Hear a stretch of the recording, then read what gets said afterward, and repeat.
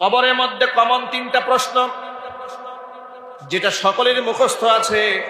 মার রব্বুকা, তোমার রবকে, ওয়ামান নাবিয়ুকা, তোমার নবীকে, ওয়ামা দীনুকা, তোমার দিনকে, দিন কি, প্রশ্ন করা হবে। সুতরাং যে ব্যক্তি বলে ধর্মের পরিচয় থাকবে না, আমরা সমস্ত ধর্মের পরিচয় বাদ দিয়ে আমরা বাংলাদেশি হব, এর মতো মূর্খ দেশে আর নাই। পরিষ্কার বার্তা, আমাদের রবকে, জোরে বলুন, আমাদের নবীকে, মুহাম্মদুর রাসূলুল্লাহ সাল্লাল্লাহু আলাইহি ওয়াসাল্লাম, আমাদের ধর্মের নাম কি? খুশি হও, বলেন না ধর্মের নাম কি? সুতরাং এই পরিচয়কে হালকা করে দেখার কোনো সুযোগ নেই। আল্লাহর সাথে আমাদের সম্পর্কটা কেমন হতে হবে, আর বান্দা হিসেবে আমার দায়িত্বটাই বাকি আছে। বিস্তর আলোচনায় না গিয়ে সূরা নিসার ৩৬ নম্বর আয়াতে কারিমার মধ্যে আল্লাহ তাআলা তিনটি মৌলিক দায়িত্ব আমাদেরকে বুঝিয়ে দিয়েছেন। আল্লাহ পাক আয়াতের শুরুতে বলছেন, ওয়াবুদুল্লাহ ওয়ালা তুশরিকু বিহি শাইআ। ও বান্দা, তোমরা ইবাদত করবে আমি আল্লাহর, এটা আমি আল্লাহর হক। কারণ তোমার অস্তিত্ব আমার কারণে, তোমাকে সৃষ্টি করেছে আমি আল্লাহ, আলো বাতাস দিয়েছি আমি আল্লাহ, অক্সিজেন দিয়েছি আমি আল্লাহ, রিজিক দিয়েছি আমি আল্লাহ, হায়াত দিয়েছি আমি আল্লাহ, মৃত্যু ঘটাবো আমি আল্লাহ। স্রষ্টাকে, জোরে বলেন, আরো জোরে বলুন। রিজিক দেওয়ার মালিককে, আলো বাতাস দিয়ে বাঁচিয়ে রেখেছেন কে? সুস্থতার নিয়ামত দান করেছেন কে? অসুস্থ বানান কে? অসুস্থ হয়ে গেলে সুস্থতা দান করেন কে? আল্লাহ পাক বলেন, বান্দারে, তোর অস্তিত্ব যেহেতু আমি আল্লাহর হাতে, তোর সৃষ্টি যেহেতু আমার হাতে, সুতরাং সবার আগে আমি আল্লাহর হক। ওয়াবুদুল্লাহ ওয়ালা তুশরিকু বিহি শাইআ।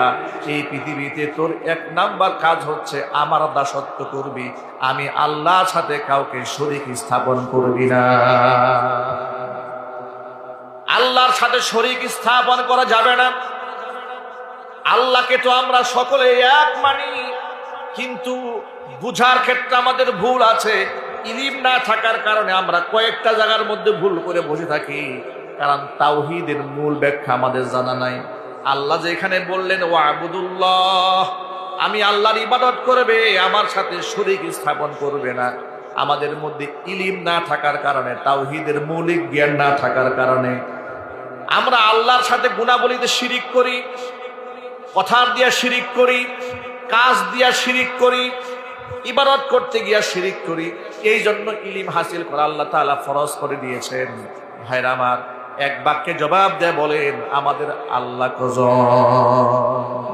একটু একটা আঙ্গুল উঁচা করেন তো, আল্লাহ কজন? একমাত্র আল্লাহর ইবাদত করি, কোন সুবহানাল্লাহ।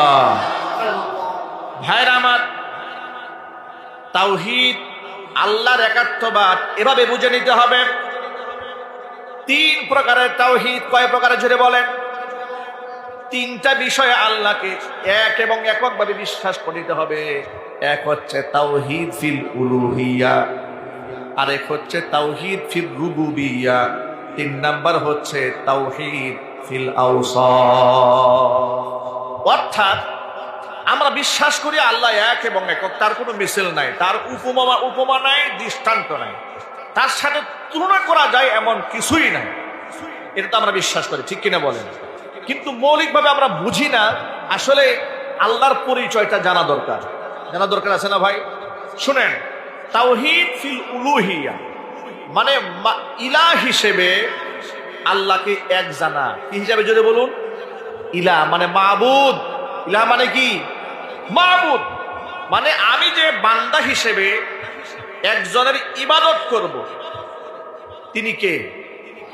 এবং ইবাদতের ক্ষেত্রে কারোর শরীকেরা এখানে আল্লাহর সাথে করা যাবে না। যে অমুকের মিডিয়া হয়ে, ভায়া হয়ে যেহেতু আল্লাহকে পেতে হবে, কিছু দাসত্ব হবে তার, কিছু দাসত্ব হবে আল্লাহ। এ কথা বলার সুযোগ আছে? খুব একটু ভেঙে বলি।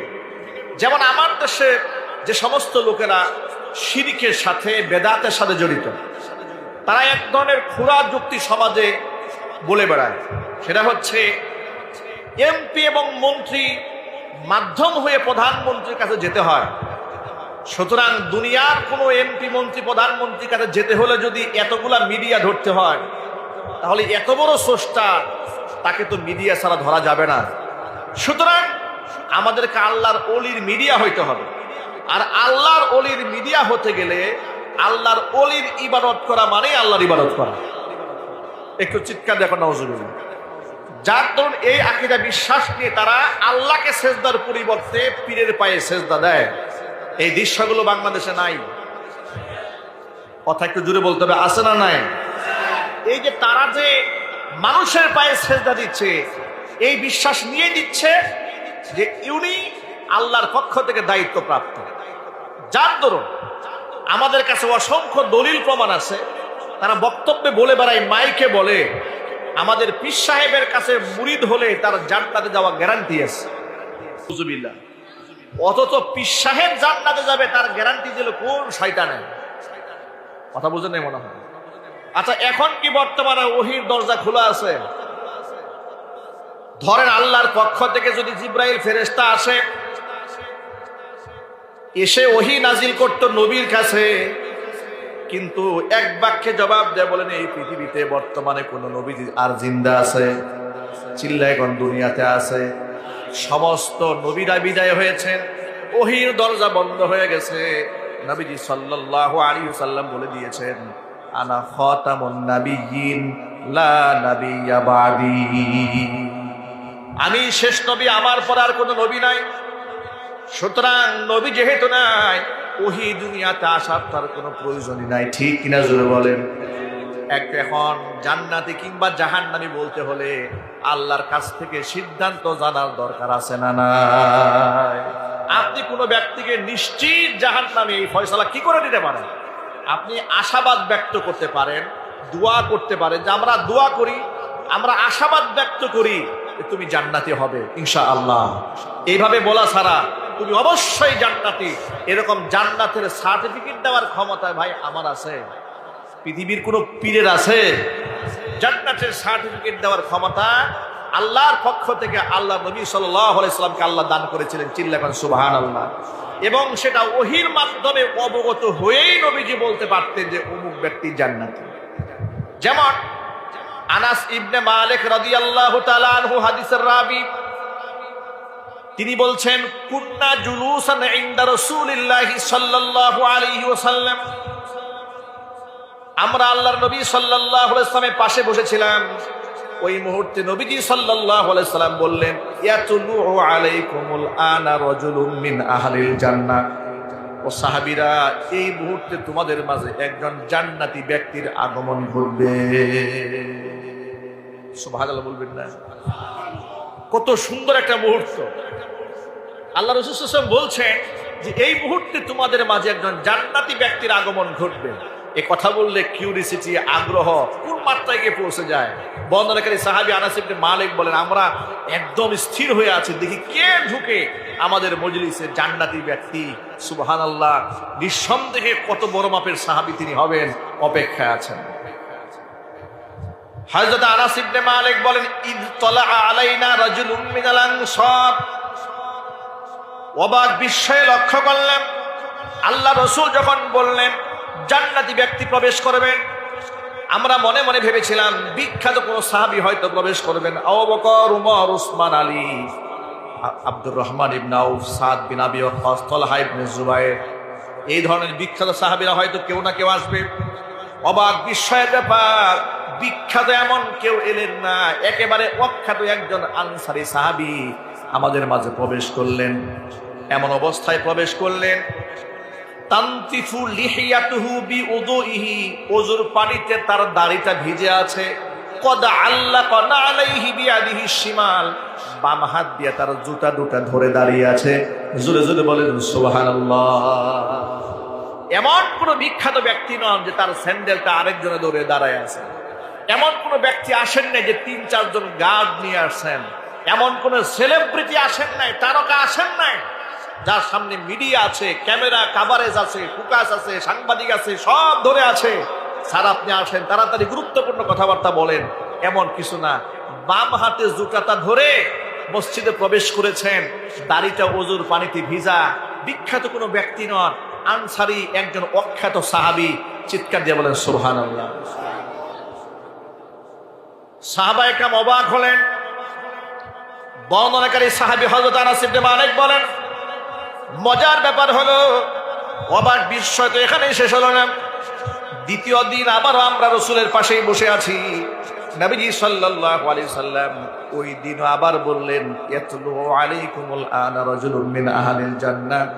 একই শব্দ বললেন, তোমাদের মাঝে একজন জান্নাতি ব্যক্তির প্রবেশ করবে। আমরা আবার অপেক্ষায় তাকিয়ে রইলাম, দেখি কোন ব্যক্তি জান্নাতি।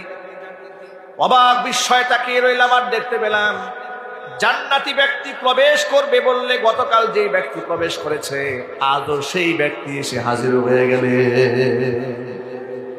দ্বিতীয় দিন আল্লাহ নবী তাকে জান্নাতি ঘোষণা করলেন। তৃতীয় দিন আবার যখন মজলিসে বসে আছি, তৃতীয় দিন একই শব্দ নবী আবার উচ্চারণ করলেন, তোমাদের মাঝে একজন জান্নাতি ব্যক্তির প্রবেশ ঘটবে। আমরা অপেক্ষায় রইলাম, কোন ব্যক্তি জান্নাতি, সেই সৌভাগ্যবান ব্যক্তিকে একটু দেখতে চাই। অপেক্ষার পালা শেষ হলো, দেখতে পেলাম বিগত 2 দিন জান্নাতি ব্যক্তি প্রবেশ করবে বলার পরে যেই ব্যক্তি প্রবেশ করেছিলেন, তৃতীয় দিন সেই একই ব্যক্তি প্রবেশ করেছে। আর জোরে কোন সুবহানাল্লাহ। তিনটা দিন নবীজি তাকে জান্নাতি ঘোষণা করেছেন। হযরত আনাস ইবনে মালিক বলেন, আব্দুল্লাহ ইবনে আমর ইবনুল আস রাদিয়াল্লাহু তাআলা আনহু, তিনি তার মনের ভিতরে আগ্রহ থামিয়ে রাখতে পারলেন না, সিদ্ধান্ত নিলেন এই লোকের মধ্যে এমন বিশেষ কি আমল আছে যেটা আমাদের মধ্যে নাই, যার দরুন নবীজি তাকে স্পেশাল করে জান্নাতি ঘোষণা করলেন, কিন্তু আমাদেরকে জান্নাতি বললেন না। তার মধ্যে কি আমল আছে অবশ্যই সেটা আবার জানতে হবে। একটা কৌশল অবলম্বন করলেন। তিনি ওই আনসারী সাহাবীকে বললেন, ভাই আমার পিতার সাথে আমার ঝগড়া হয়েছে, মনোমালিন্যতা হয়েছে, আমি সিদ্ধান্ত নিয়েছি 3 দিন পর্যন্ত আমি বাড়ি ফিরে যাব না। যদি তুমি তোমার সাথে তোমার বাড়িতে আমাকে একটু থাকার জায়গা করে দিতে আমার বড্ড উপকার হতো। তুমি কি আমাকে একটু রাখবে? আনসারী সাহাবী সরল মনে বলেন, কোনো অসুবিধা নেই, শুনুন আপনি আমার সাথে বাড়িতে মেহমান হন। উদ্দেশ্য হলো তিনি দেখতে চান তার মধ্যে এমন কোন আমল আছে। একদিন দেখলেন, 2 দিন দেখলেন, 3 দিন 3 রাত পর্যন্ত অবস্থান করার পরে আমর ইবনুল আস রাদিয়াল্লাহু তাআলা আনহু এবার তিনি তার কাছে জড়তা ভেঙে বলেই ফেললেন, আসলে ভাই আমার বাবার সাথে আমার কোনো ঝগড়া হয়নি, বিবাদও হয় নাই, একটা কৌশল অবলম্বন করে অজুহাত বানিয়ে তোমার সাথে থাকতে চেয়েছি। তার কারণ একটাই, নবীজি সাল্লাল্লাহু আলাইহি সাল্লাম তোমাকে 1 দিন 2 দিন নয়, টানা 3 দিন জান্নাতি মানুষ হিসেবে ঘোষণা করেছে। তোমার মধ্যে এমন কোন আমল আছে যেটা আমাদের মধ্যে নাই? বিশেষ কোনো আমল তো আমি দেখতে পেলাম না। তুমি যেভাবে নামাজ পড়ো আমরা সেভাবে নামাজ পড়ি, তুমি যেভাবে চলো আমরা হালাল হারাম বেছেই চলি, তাহলে তোমার মধ্যে এমন কি আছে যেটা আমাদের মধ্যে নাই? এবার ওই আনসারী সাহাবী বললেন, ভাই শোনো, আমার মধ্যে বিশেষ কোনো আমল নাই, সাধারণ আমলটা আমি করি, তবে একটা আমল আমি সব সময় ব্যক্তিগতভাবে করার চেষ্টা করি। সেটা কি? সেটা হচ্ছে লা আজিদু ফি নাফসি লিআহাদিম মিনাল মুসলিমিনা রিশান। এই পৃথিবীর কোনো মুসলমানের প্রতি আমার অন্তরের মধ্যে আমি কোনো বিদ্বেষ রাখি না, আমার মনের মধ্যে কোনো হিংসা নাই। ওয়ালা আহসুদু আলা খাইরিন আতাহুল্লাহু ইয়াহু। যে কল্যাণ আল্লাহ পাক আমার কোনো ভাইকে দান করেছেন, ওই কল্যাণ নিয়ে জমিনে কোনোদিন তাকে হিংসাও করি না। আমি কথা মনে রাখি, এই কল্যাণ পাওয়ার উপযুক্ত তিনি, এই জন্য আল্লাহ পাক তাকে এই কল্যাণ দান করেছেন। জোরে জোরে বলেন সুবহানাল্লাহ। আমর ইবনুল আস, আব্দুল্লাহ ইবনে আমর ইবনুল আস রাদিয়াল্লাহু তাআলা আনহু বলছেন, এটাই হচ্ছে সেই গুণ, যে গুণের কারণে আল্লাহ পাক আল্লাহ রাসূল তোমাকে জান্নাতি ঘোষণা করেছেন। কিন্তু আমরা এই গুণটা সহজে অর্জন করতে পারি না। ইন্নাল্লাহ নুতিকু, এটা আমাদের দ্বারা সম্ভব নয়। এত বড় অর্জন, এত বড় গুণ যে কোনো মুসলমানের প্রতি বিদ্বেষ নাই, কোনো মুসলমানের প্রতি হিংসা নাই, বিরাট অর্জন।